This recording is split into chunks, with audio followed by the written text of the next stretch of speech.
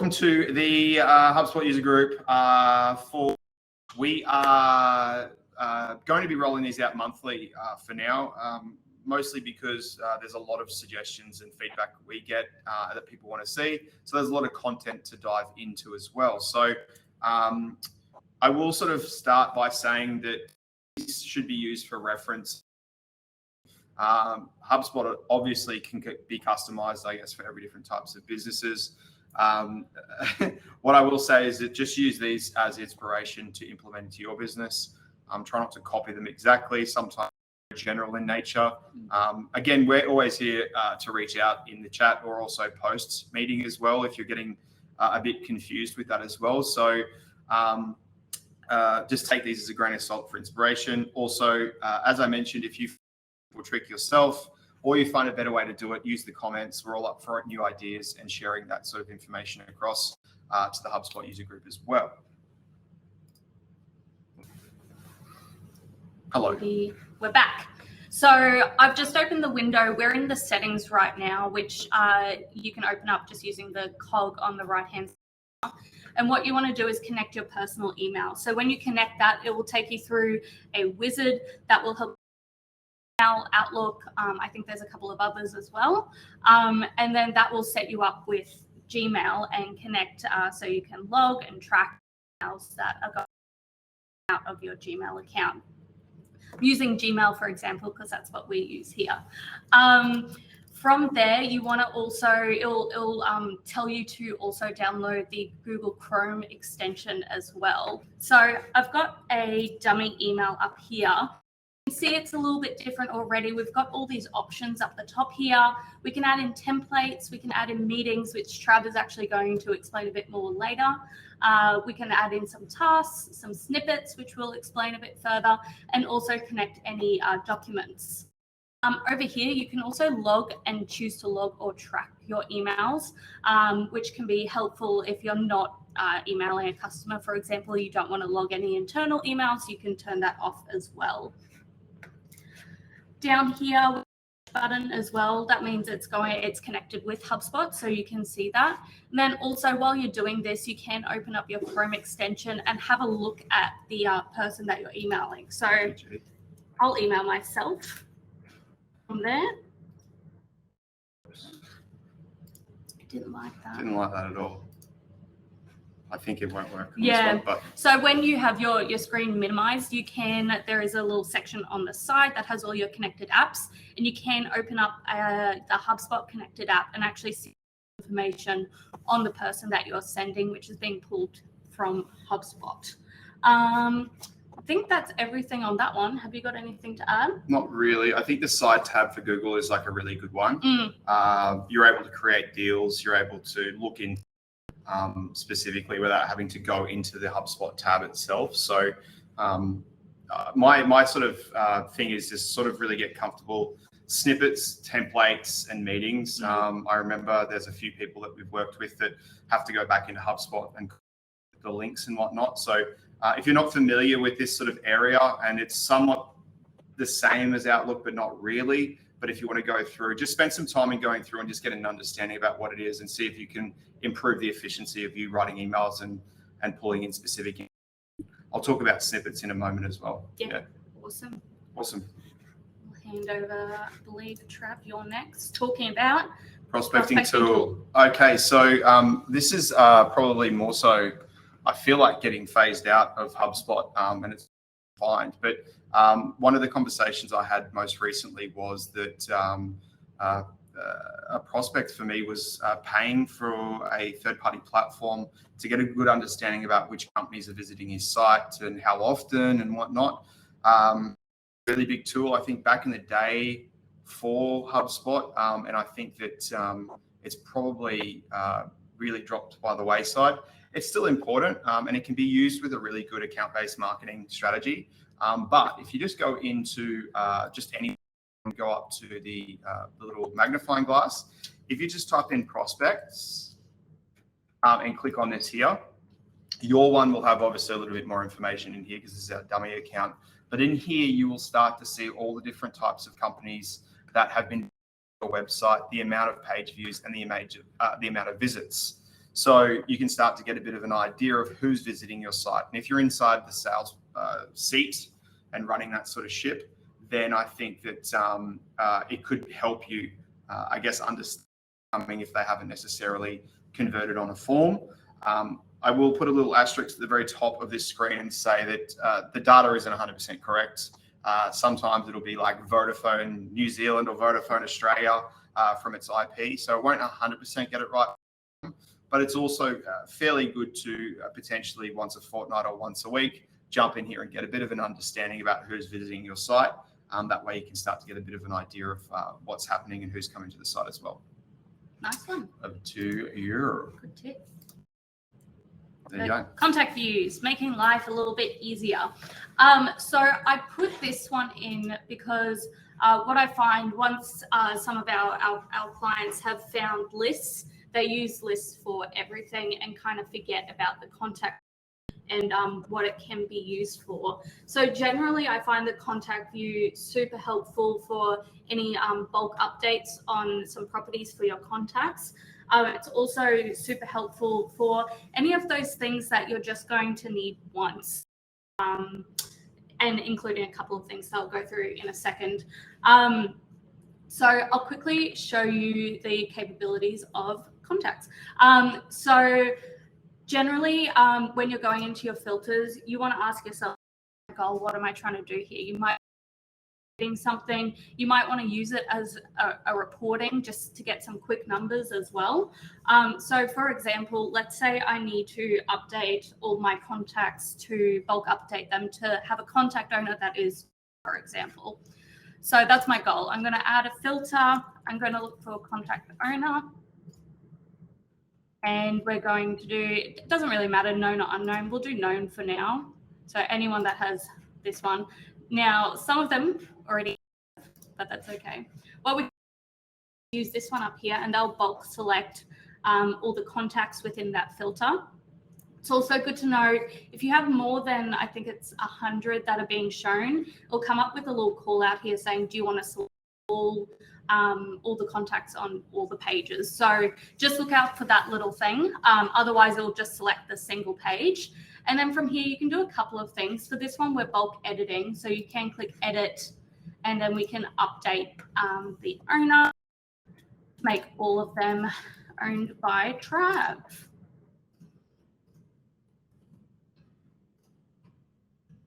I'll just click update there. So you can see here, this has all been updated. So this can be super helpful if you have criteria for a life cycle stage. You can filter it down so that you can filter down that criteria and set all the life cycles if that's been tweaked or something like that. In this view, you can also do a couple of other things as well. You can create some tasks from the list you've created. So for example, let's say that I want to go through all my sales qualified leads. I could select them all, create some tasks and go through them one by one, reviewing those sales qualified leads. You can also enroll, but we don't have our inbox connected to that. And you can also do a couple of other things. You can add them to static lists, enroll them in workflows, and edit communication subscriptions, which can be helpful if you're having any changes with your email subscriptions as well. That is pretty much everything with that one. I think like just to make it clear for contacts and contact views and company views, it's good to try use it as much as you can. You might be trying to get a quick number of how many MQLs you have, for example. So it's a good quick number on all those things, whereas lists you're going to use ongoing. So that's how I try to separate them. One thing I will note on that as well, say for example, you're always wanting to come back and do it and you're not having to want to always go and filter. On the right-hand side here, you can save the view and we'll save it as new and say like Trav owner. Yep. And then if everyone wants to see it or just myself, the good thing about it now is that no matter what, this tab here will always show up. So like if I refresh the page, like if I get rid of this filter, and I've got all of this again, but like I don't want to have to do that whole process because definitely the filters there might be like 3 or 4 steps on finding it. So now instead of that, I can just click on Trav owner and it won't show me. That's because I I removed the filter from the wrong one. So I'm going to keep that filter and delete it from the other one. But you guys understand, don't delete the filter and leave it there. But that's how you would actually sit there and keep those. And you can have up to 50. So if there are different types of views that you want to see, again, not necessarily using every single time, you can definitely use that one there. Yeah, beauty. I'll try not to screw up next time. Delete the filter as I go through. Lead scoring. So this is a big one. You can sort of see down in the bottom corner there. This is sort of for any hub that's it can be used for various different types of reasons, marketing, or specifically in the sales process as well. You can get as granular as you want. You can kind of go, really, really like sort of at high level. Essentially, what we want to do is that don't necessarily know too much about it. What we want to try and do is look at the behavior of the people that are actually interacting with us and the website and our communications, and work out which behavior is consistently showing us to, more in more conducive to actually wanting to be closed. A few examples are I've sent out a proposal, or I've sent out a marketing campaign, and the person has opened up the email a bunch of times, clicked on it, they've gone to our website, they've gone to our pricing page, they've gone and done this, they've gone and done that. Now, it's showing up in the back end there, but I'm not getting notified of any of that stuff. So what I want to sort of do is to say, send a proposal to somebody. I haven't really heard back from them in the last 2 weeks, and they've kind of ghosted me a little bit. And then in my eyes, I'm like, okay, that's closed lost because they've just completely disappeared. But then what happens is that if I've set up lead scoring and they up emails coming back to the website, I can set up what those behaviors are. And then I'll get notified to say, hey, Bree's actually scored a certain score, and it will alert me of that. Then I can obviously go in and have a look and be like, okay, well, what's all of this stuff about? I have got, Benny, if you're able to link out the document that I sent you through, which one is it? No. This one here? This one here. No. Put together a little document. You guys, we're going to put it into the chat. Basically, it just talks about the methodologies on setting up lead scoring, essentially. We use a Fibonacci sequencing on the different types of. I'm not going to detail exactly about what all this sort of stuff's about, but essentially goes through the reasoning and how, and then basically what the meaning would look like. Again, this is just us from a very, very high level. Feel free to do a bit of research and potentially yourself into your parameters. But these are sort of like a scoring based on exactly what it is. To give you a bit of an idea, we've gone through and say, this is some of the triggers that we've got. So for example, if they've downloaded our pricing guide offer on our website, they'll 13 points. If they've been to our site more than 10 times, they'll score 8 points, yada, yada, yada, yada, yada. But also in that aspect as well, if they've got negatives, if they haven't been to our site 3 months, 30 days or 7 days, or they're one of our negative buyer personas, they'll all start. So it's actually, it's quite a dynamic little property. But basically what we want to sort of say is that if it reaches a score of 25, then automatically move them to an MQL this is a marketing aspect one, and then notify myself of that as well. So that will sort of any leads that are just sort of sniffing around, but actually automatically move them to an MQL based on how they're behaving. That being said, if they've moved to an MQL and they haven't been to our site and say they got a score of 26 and they've moved, haven't really been to our lose 3, 5, then 13. So it'll just take them out of that as well. So you can go pretty ham on this if you like, but the document that we're looking at here is just in the chat there if you guys wanted to go through, and it sort of talks about it in a little detail. Do you mind if I just use this one? If you kind of want just a real quick sort of look at just getting this set up. In the back end, we're properties. So if you go to the cog, go down to properties, you type into HubSpot score. HubSpot, here it is here. This is where you can start adding those pluses and minuses. So these are the positive scores and these are the negative scores. A little bit like a list. And this is what we're doing. We're picking out what that behavior is specifically. So then we'll go through and we can go through and hit up those parameters. We can actually See, this is an example that we've done here. We've set up a whole bunch of pluses and a whole bunch of negatives. You can apply up to 100 different types of scoring criteria as well, just to sort of help suit your needs. I will answer questions because I can see that I think Bree. Is there a way to add specific? Is there a way to add a specific attribute to a contact? I may have 4 contacts connected to a company, but I would like to only target the primary billing contact or the main of that company.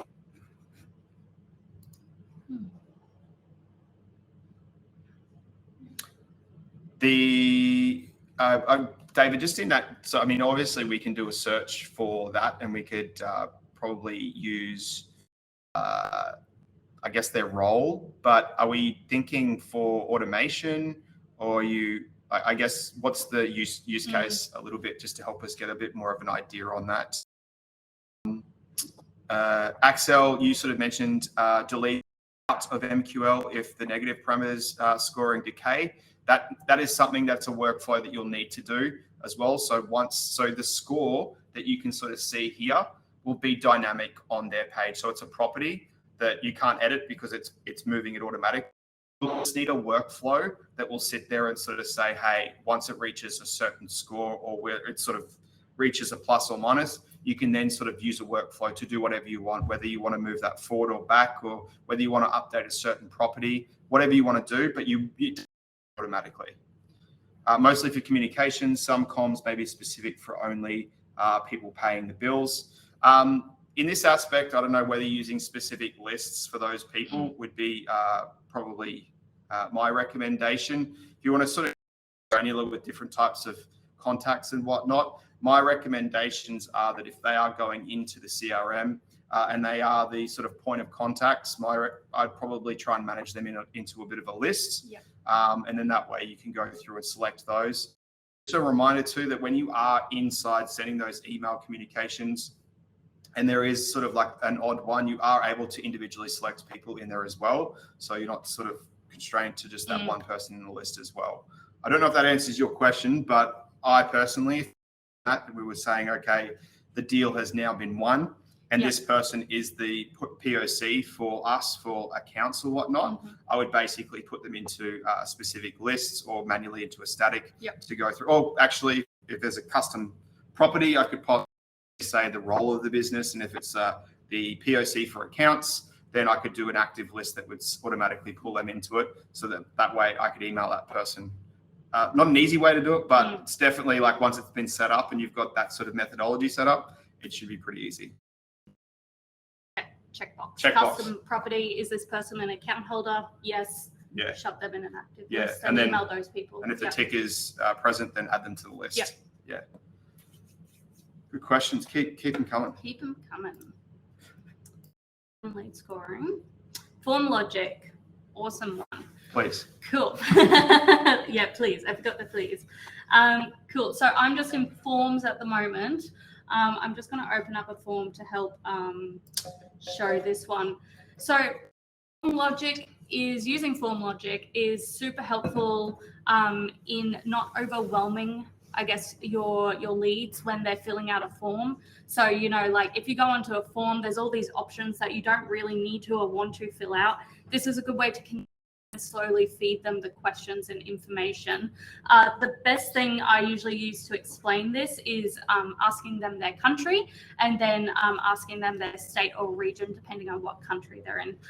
So, for example, we're going to put the country property in here. I'm going to click here, and over here you can see the logic. So I'm probably going to make this field required as well, because I want to know where they're coming from. And I'm going to click logic here. So this is where you're going to put in your logic. So if the country is equal to, I'm going to say Australia, then please choose a form field. We're going to ask them their state or region. Because, you know, we're an Australian company. If an American comes in or someone from the UK, we don't really need to know their state or region. We're just focusing on Australia. So I'm going to add that in there. And as you can see, it's added a little. So that's going to pop up if someone types in country, the Australia as the country.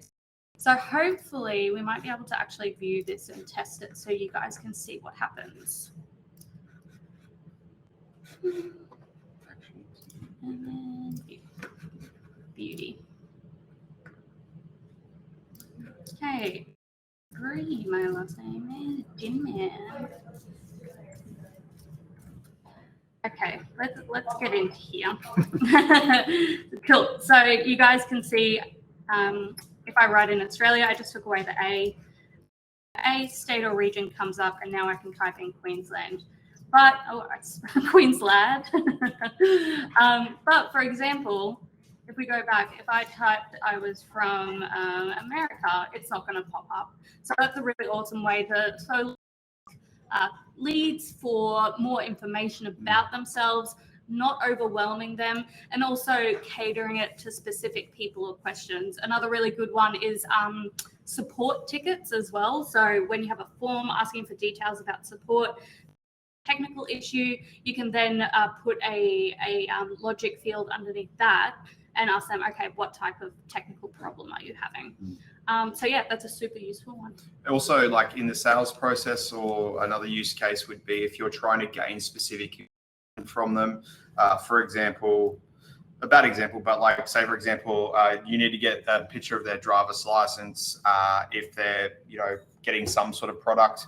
But if they are going for another product, you might need their birth certificate. I'm not saying to upload those details at all. You can actually have like two different file upload sort of fields. So if they do select the product, then it will show the driver's license. But if it does show another, it will show the birth certificate. It's a bad example because you shouldn't be storing that sort of information inside your HubSpot, but you get what I'm trying to say. So different cases, instead of having a crazy long form, like just give them the fields that they need based on the answers that they're answering. What I will heavily suggest based around free entry to drop down is that how to spell, so it can get a little bit frustrating. So try to use a drop down or a tick box or something along that matter for that sort of stuff, because if you type in Australia accidentally and put an extra A, nothing's going to show up too. So it's just a few things that I've learned in my time. Not everyone can spell, so yeah, that's another one, including me. Cool. Cool. You, mate. All right, form logic, here we go. What's the next one? Convert with navigation. So I will up on here that I've got. So one thing that we sort of see quite a lot is that a lot of people, and this is just sort of a general, I guess, if you want to call it like digital marketing sort of, I guess, thing that we've from like a standpoint of I guess more conversion if you've got paid ads. The thing that we sort of see too often is that people do a lot of paid advertising, but what they've done is they've actually gone and dropped like up a new page on their website, and then what they've done is they haven't actually done anything quite different. One good rule of thumb when it comes to sort of like people online searching for a solution to their problem is that everyone's got ADD online. Like everyone's got a whole bunch of tabs open. Everyone's got chat, Slack. Everyone's got their SMS. Everyone's got a whole bunch of stuff going on. So any slight inconvenience in that process or one little thing that takes people away from that will mean they forget about it or they'll put it off, and then all of a sudden it's not a priority for them. So I will put an example. Benny, if you want to put up our paid landing page partner stuff, Benny will put up a landing page in just a but what I will say is that when you do have these pages and you have got paid traffic coming to them, do not put any navigation. The only thing that is clickable on that page is that form submit button. Now, most people will be like, that's going to limit people and they won't be able to learn about our business. They won't be able to do a whole bunch of stuff. It doesn't really matter. And the numbers are there to say that if you just have that form as the only clickable link as that, then you will have a higher conversion rate 9 times out of 10. Benny's put an example of what that looks like in the chat there. You'll see that on that page there, I might just bring it up actually. You'll see on that page that it itself doesn't necessarily have things. this button isn't clickable, all this sort of stuff, all of these buttons that we've got here all lead back up to this actual form here. So what we want to try and do here, this button here goes straight back up to the top. What we want to try and do is not have anyone be anywhere but this form. And if you're not doing it, and if you want to do an A/B split test, have a crack at it. I guarantee you it's going to work. But what you want to try and do in that aspect is convert more people. On the thank you page, go ham, have your navigation, about us, all the jazz. But the main thing you want to do on that landing page for paid traffic is have nothing clickable but the form. And I guarantee you, prove me wrong, that please prove me wrong, that you'll actually get more people clicking because they don't get sidetracked. I will give you an example. Like say, for example, somebody is looking for a carpet cleaning for say, and I've landed on a landing page, right? You've got a free trial, there's a quote for free, whatnot. And all I have to do is fill out the page. In my head, I'm like, well, are these guys any good? I've asked these questions. So I'm going to be looking to click. All of a sudden, like there's nothing to do. So I'm just going to go straight for and get that quote and get that through. On that thank you page, then it will show us all the great work we've done, all the videos, all the testimonials, and all that. Testimonials should be on that page. But trust me when I say, if you just do not put anything clickable on those paid landing pages, you'll have a higher conversion for sure. Over to you, Bree. Nice one, thank you.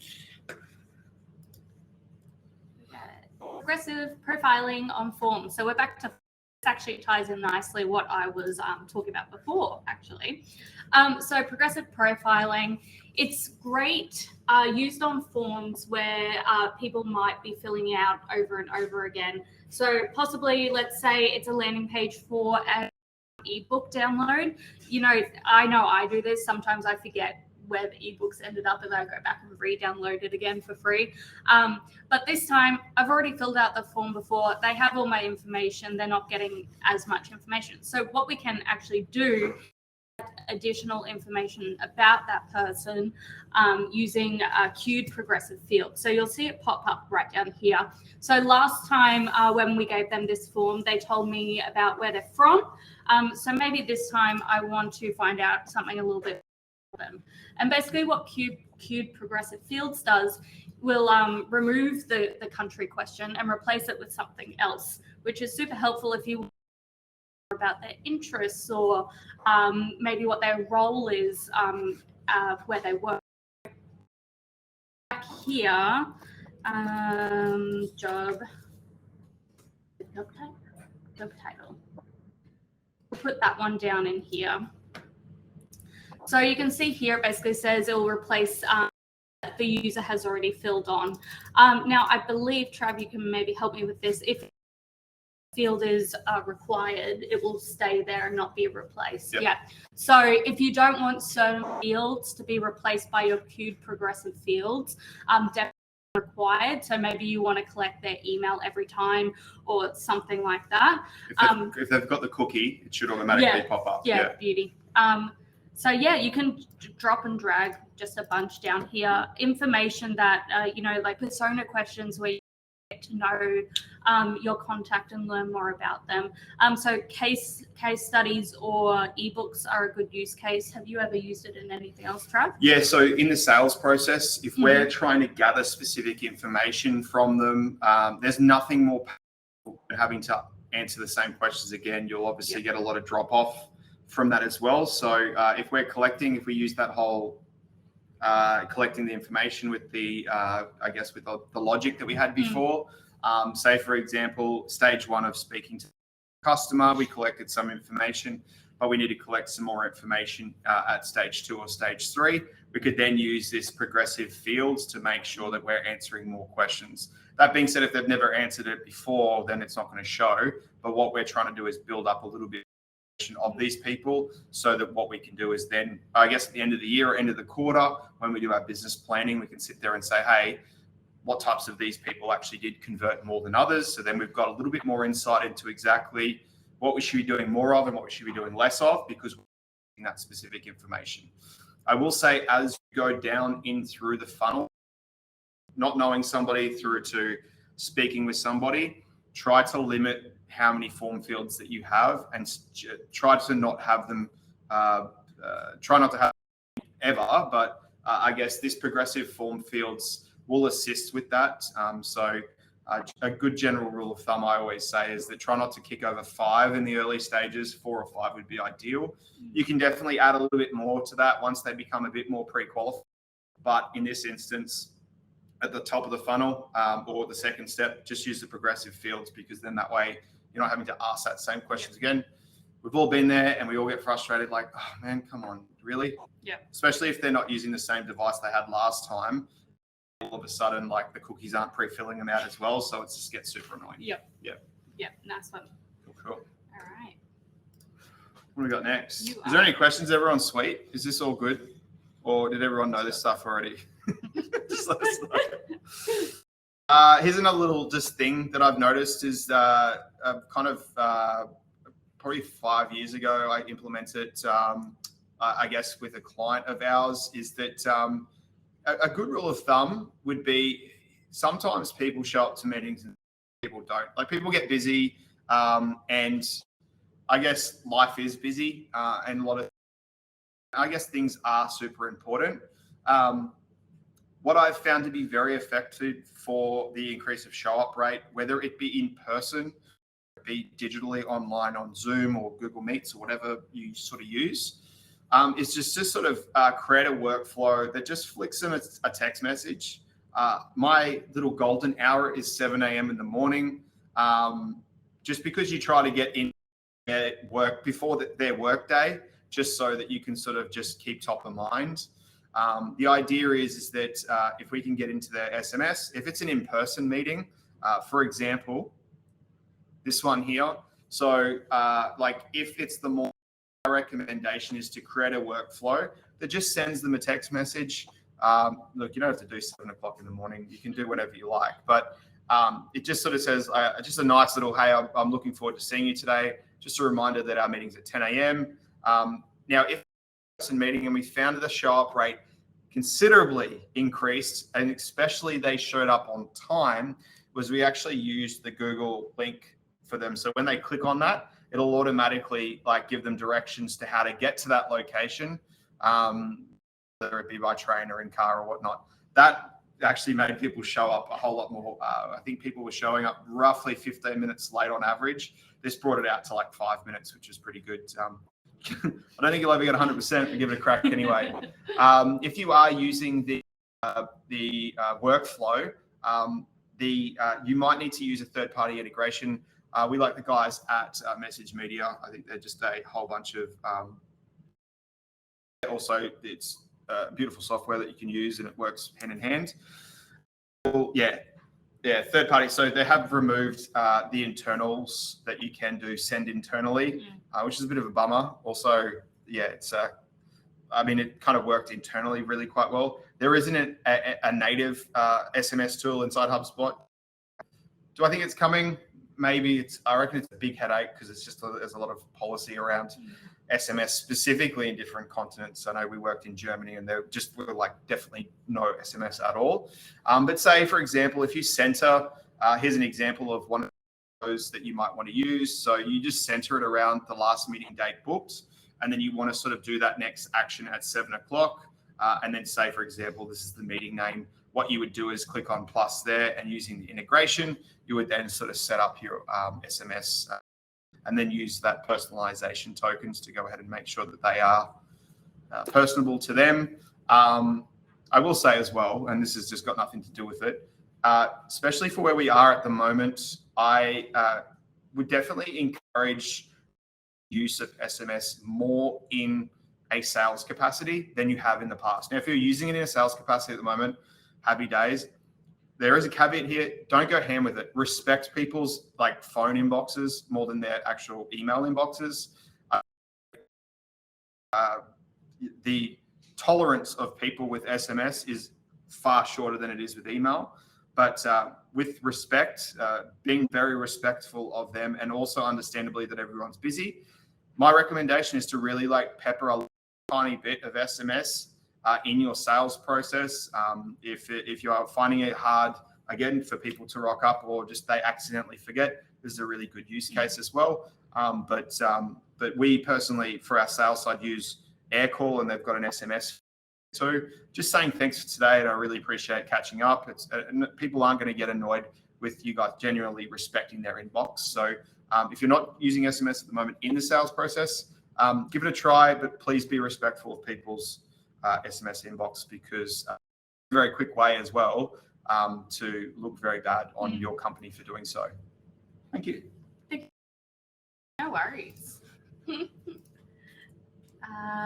Cool. Centralized inbox. I've written for customer support, but really it can be used in cases.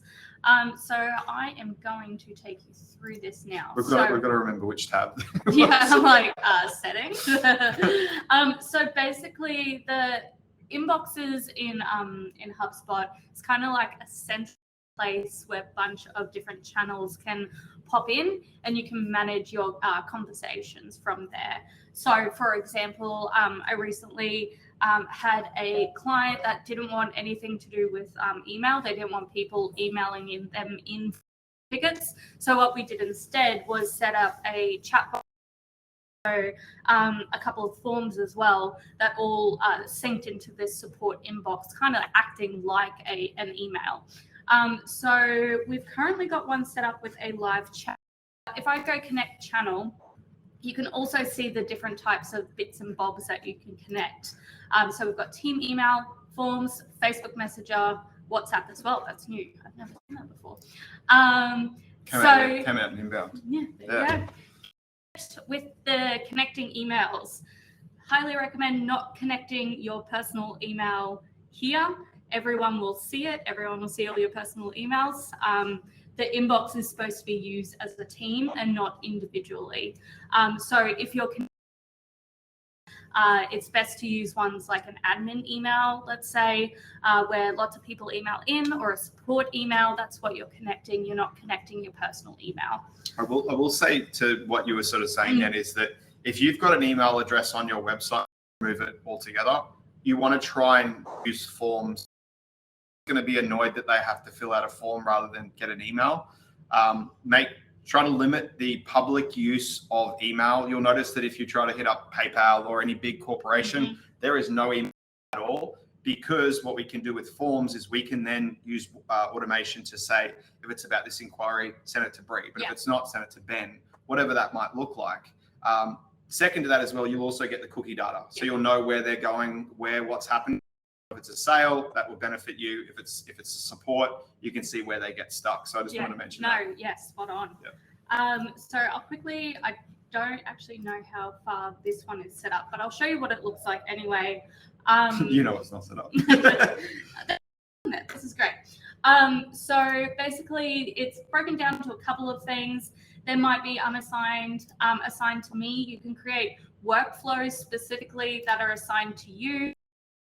Chat, which is anything coming through the chat bot, email, anything coming through email, stuff like that. So down here, you can also manage your team availability. So if you've got a big sales team, that's super useful to say when people are going to be online, which also helps with assigning which conversations they'll have. So back in settings, I believe. Maybe we haven't. Yeah. Yep. This is what I was going to show you. So select users and teams that can edit. Also in workflows, I believe is where you can start round robining all the conversations off to different people depending on what it's about. So I usually set up a custom property, and if, let's say, the support is about technical support, send it to Trav. If it's about HubSpot marketing, send it to me, for example. And that depends on which form they've filled out. So there's a bunch of stuff you can do with the inbox tool. I think that's everything on that one. Leave. Sort of perfect. If you're running an e-commerce store, perfect for that. If you're running a support, so services like professional services that people are coming to you for support all the time, or like a managed service provider, anything of that matter that you've got, this is what you don't want is just an inbox, and then what you're doing is forwarding that email to certain people around the business, and then you've got absolutely no idea on whether that's getting followed up or actioned or whatnot. Definitely leans into the ticketing a little bit more. So like from that inquiry that comes through, it and then allocate it to certain people. But if you have got an inbox that you are all sharing, use that because it's free. If you've got HubSpot, that's free. You can use that.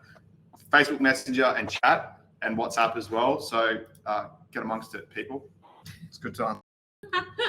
Calling tool in HubSpot. This is probably a few people rolling their eyes, I can see back there, but people don't use it, which is, I don't know why. It's like they should be using it, and I don't know where. Here it is. Great.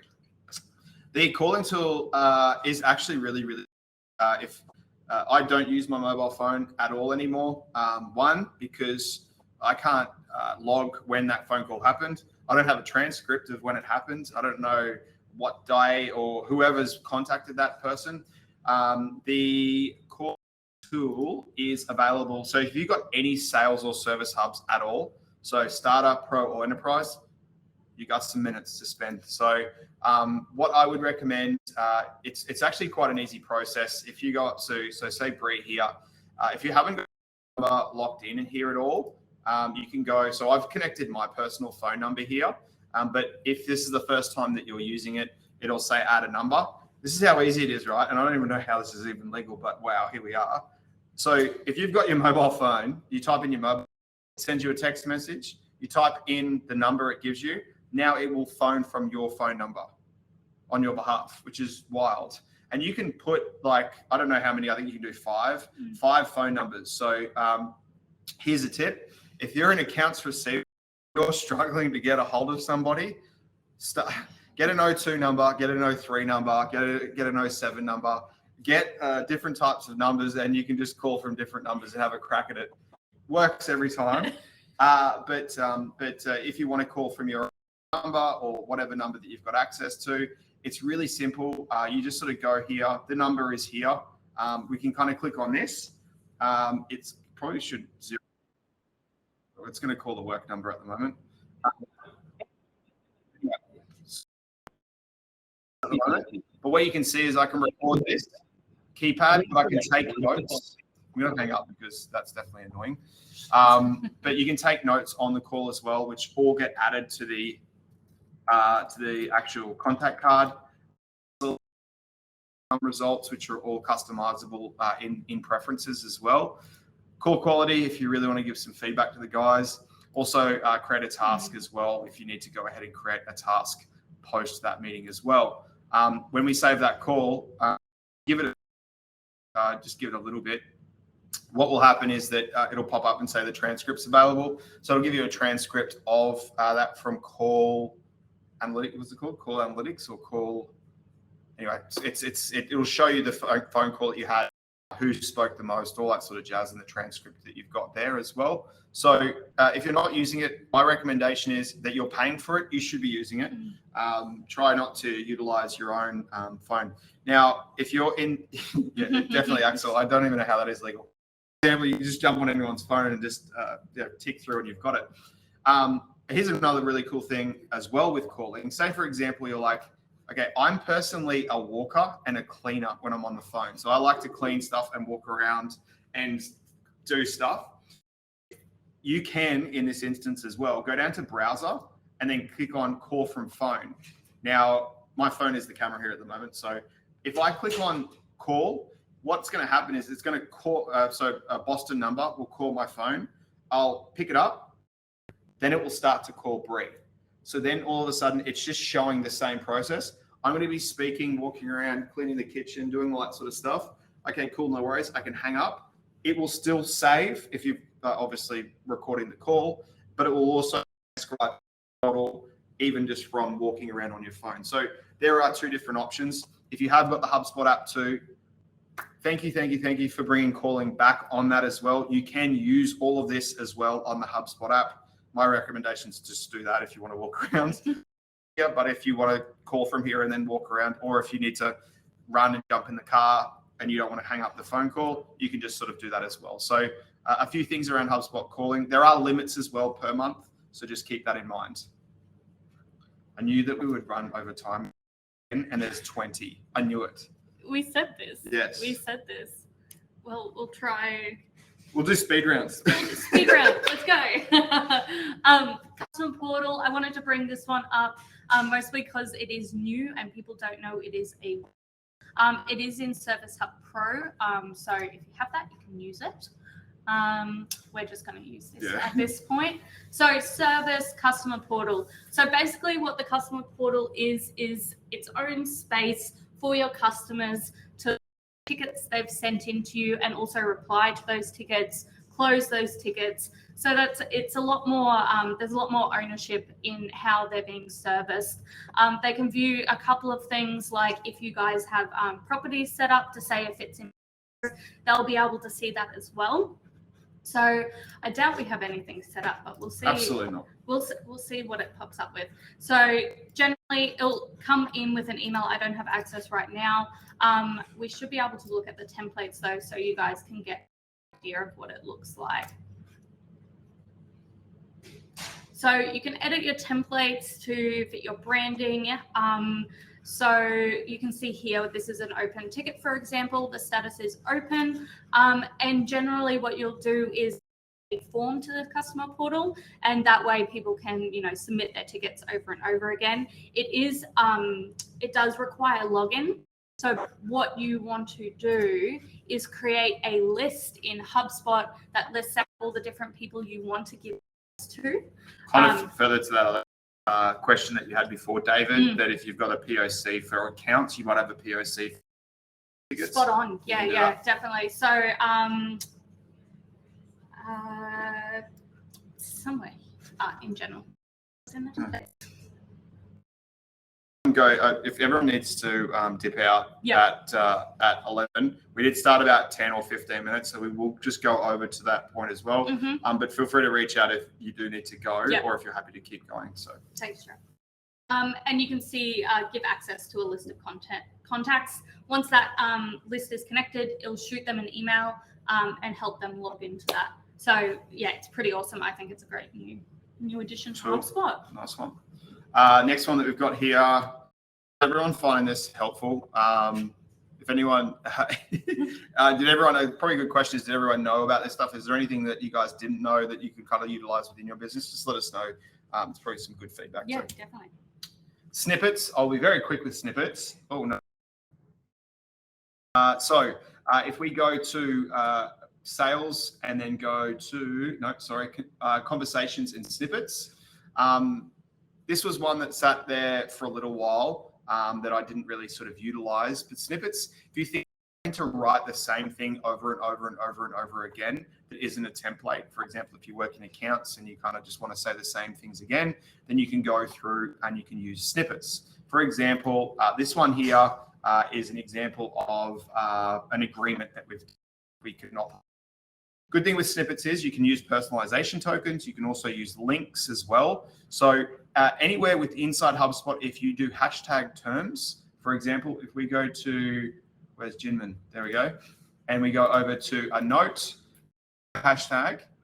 I've already done this. I've set it up. Sorry. If I go hashtag and then go terms, it should show up here. It'll automatically populate that for me. And it'll also put the personalization token. Anywhere inside HubSpot, it will do hashtag. The snippets are also available in Gmail as well as Outlook. You can just use the click and the drop down as well. When would you choose snippets over a template? Very good question. A template is something that I guess is like progressively always in the same, if you're over and over again. Snippets would be specifically if you need to enter some, for example, here at Neighbourhood, with a client and they've asked, hey, how do I use snippets or whatnot? Like, it's not a template specific, it's a body of text that goes, hey, you just need to go here, here, and here. If you click on this, so we could have like how to do a bunch of stuff and we can just insert it into an existing email that goes on. So it's just a body of text that you would use randomly as you're speaking into an email. Templates are just as is, and it's quite repetitive in nature. So snippets will be quite dynamic. Templates will be just fairly structured, as per se. Cool. And that's available on Outlook and Gmail too. Next, over to you. Speed. Have a think. Not sure if this relates to lead scoring, but I would like the ability to give our companies an ongoing health score 1 to 10, which may change over time. Is there a way to store this score in HubSpot and then be able to view previous scores? No, that sucks. No. You can look at individual history if you look at it and look at the history of it, but you can't use that in any automation. There's stuff in here I was like, God damn, no. Sorry. But you can like individually on that one and have a look at it. But you can't ever bring those in and say, if I've ever been gone here, because it just wipes it and restarts again, which kind of sucks. Yeah, thanks, Frank. Cool. I was very quick with that answer. No, absolutely not. Opting into the betas, this is actually something I didn't know till this morning. Surprise. So basically, this is where you can opt into any of the new betas and beta testing that's up on HubSpot. So this is great if you're waiting on something to come out. You can get early access and test it out. So where it lives, if you're a little, and then product updates, and it will pop up these. These are all the product updates, and then early access betas down here.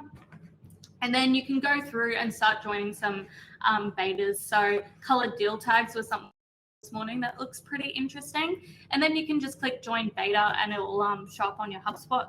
So you can be one of the first ones to see some new stuff. Yes, you can roll the whole account or just yourself as well. Cool. I was very excited about the colored deal tags this morning.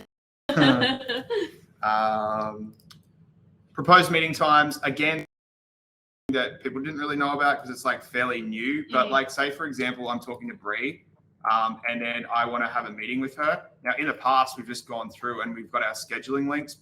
New thing here, people know it, who knows, but you can go through and actually select the specific times. It'll read your calendar that you go on, but you could say, hey, I want to do 1 hour and look, we can go through and do a Zoom meeting if need be.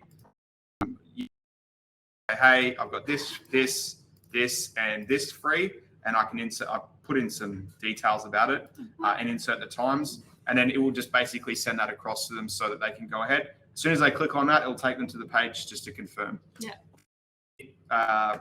It's actually a really great tool. The more you use it, the more I love it. So, it's been super helpful instead of typing out all the different times. And there's also probably times that you kind of don't want to meet with them like before a certain date. For example, if you're presenting a proposal, and you're like, I need a bit of, I want to give them my thing because I'm not going to be ready till after. You just give them those times. It's a good use case. Definitely. Parent company field. I'll just quickly take you guys through this. Now, the parent company field probably isn't robust as I wish it would be. Definitely a good thing to know about. So the example I like to use is McDonald's. You've got all the franchises, Albion, Milton, McDonald's, but they all live under the big umbrella that is McDonald's. So what you can do, we'll use, I believe there's Stone and Wood here. Let's use this one. And let's pretend that this is Stone and Wood, where are they? Fortitude Valley, for example, but we want to connect them with a overarching Stone and Wood company where we have like maybe the CEO's contact details or something like that. Here on the left, you can add a parent. Just a caveat, it does have to be an existing company within your database already, otherwise it won't come up. So you'll type that in, and now those two companies will be associated. You'll have a parent company and a company. This has been really good for any of our clients that you deal with franchises or something like that, just so you can have that additional level of connection. A good use case for this as well was a few years ago, aged retirement. And Bree is a grandma and she's moving in, but Bree isn't making the decisions. It's potentially the daughter, and the daughter has to make those decisions. A perfect use case, and I wish we had it back then because we didn't. But like, for example, Bree's moving into the retirement, but Bree's daughter, if you've got one, is making those decisions so that we can start to make those correlations between those people as well. Yeah, that's a really good point. Yeah. Awesome. We've got 5 more. Let's go super fast. Playbooks around for a while. There's been a change to how it works. So now in the past, you kind of needed enterprise to be able to do it. They've stepped it down now. So now you're able to utilize them in Pro and Enterprise.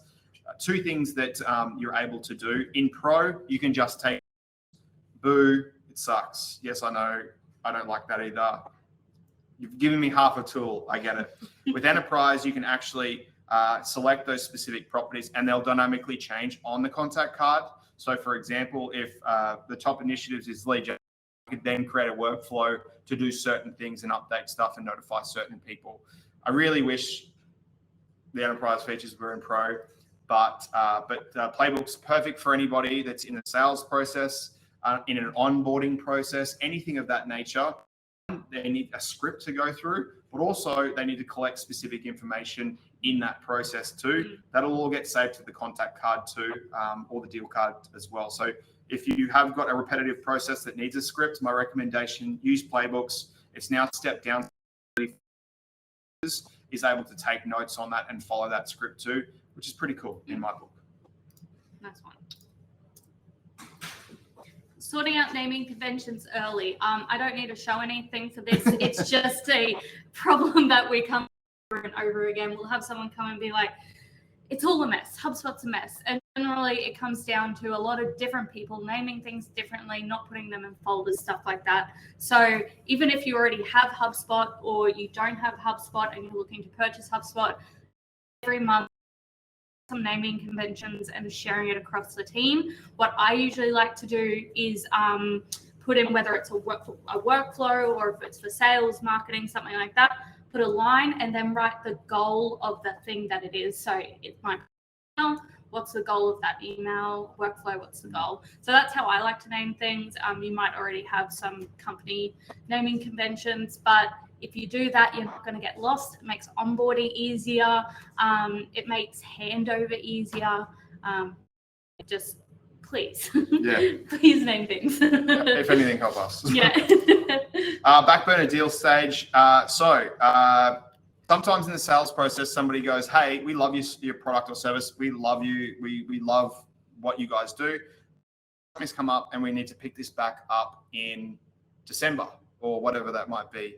9 times out of 10, you'd either move it to deal close lost, either get a task and a reminder on the task, or you go to your calendar and set that reminder. It's too much work, way too much. So what we want to try and do here is at the end here, I've got a backburner deal after the lost one. If I move this, I've set up 2 properties. 2 properties are the backburner notes. So giving some context in regards to why they're doing it. Hey, they're building a new show. Things are a bit too hectic at the moment. But what is the backburner reconnect date? So I want to go through and potentially go December. Also, if it's December, probably put into lost. They're not going to come back. Maybe they will, who knows. But put into December and I'll put some notes here.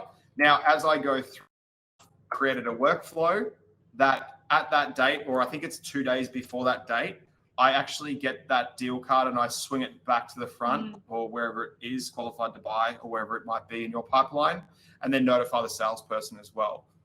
That's just to remember, and also like brings that deal back to life when you need to. And you don't have to put anything in tasks. You don't have to do anything in the calendar. It just does it automatically. And we've implemented it with so many people in there.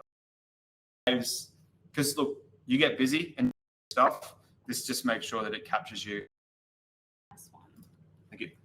Oh, my bad. Goodness me. You did this one. Documents tool, actually, much just like what we showed you before, this is the actual documents tool. It's a, well, it could be better, to be honest with you. If I'm completely honest with you, it could be a whole lot better. But if you are sending proposals or documents specifically to prospects or marketing in the marketing funnel as well, my recommendation is to use the documents one. The reason is that it will give you a breakdown of who's opening it, how often they're opening it, how long they're on a page, and they've got to give their details.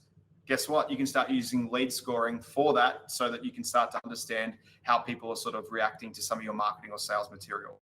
You should use it. I mean, you're paying for it as well. So all hubs. Nice one. The final tip. Manage your duplicate. Once again, this is another thing that's come out of just jumping into portals and see a lot of duplicates.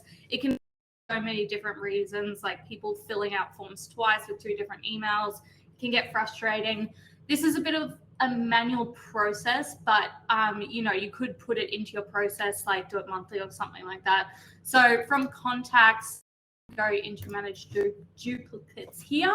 And what HubSpot is going to do is find anyone with similar names, emails, phone numbers, I think is another one. And they're going to list them all out for you. Now, you could have thousands of these manual process, but each one you can review or reject. So you can merge them together, or you can reject them and leave them as is. I think you can also delete them as well from this, but it's a good thing to do to keep your data clean. If you go Pro, you can select them all, and then you can review and like all at once, merge them all. Don't do that if you've got a lot. That's just lazy. Danger zone. Also, managing again Operations Pro users for those playing it. Capital letters on first name, capital letters on bottom name, first names the same as the last names. Here we'll show you all the proposed fixes so they're saying, okay, well that clearly is not it's got tests in it, so just remove them because they're not real, which is a good one. We're talking about data as well. The first of every single month, I have set a list up in our own portal that looks at bounces, unsubscribes, and non-activity for a long period of time. I make that decision. Is that person a marketing contact? Should I go to a non-marketing contact? Two, should that person be in our CRM anymore? And if the bounced one is from a bogus email, do I just delete that record altogether? A really good rule of thumb as well, whether it's the start of the month or the quarter or the year, whatever you want to try and, I just do a sort of our own data quality health of our portal. It's definitely not the sexiest thing in the world, that's for sure, but it definitely makes things a lot less stressful when we're sort of managing stuff inside HubSpot as well. We did it. We were only 12 minutes over. We did rush the last part. I don't think there's going to, if there is questions or ideas about anything, I think you guys have been fairly open about it as well. If there are questions about what we've shown today or ideas, an email is going to be a couple of hours after this session as well. Feel free to write back and just ask those questions as well. We're happy to help out any way we can. As I mentioned as well, in the 6th of April at 10 a.m. Australian Eastern Standard Time, we'll do the same thing that we did today, but for the sales process pipeline stuff as well. So be good if anyone is interested in sort of talking about a potential use case that they have, feel free to get in touch with us. But we're going to be talking all things sales, all things tool, making sure that you guys have got it as optimized as possible. It's probably the most commercial HubSpot user group that we'll have that will actually see results straight afterwards as well. So thank you, Bree, for that. Thank you very much. Thank you for coming, everybody.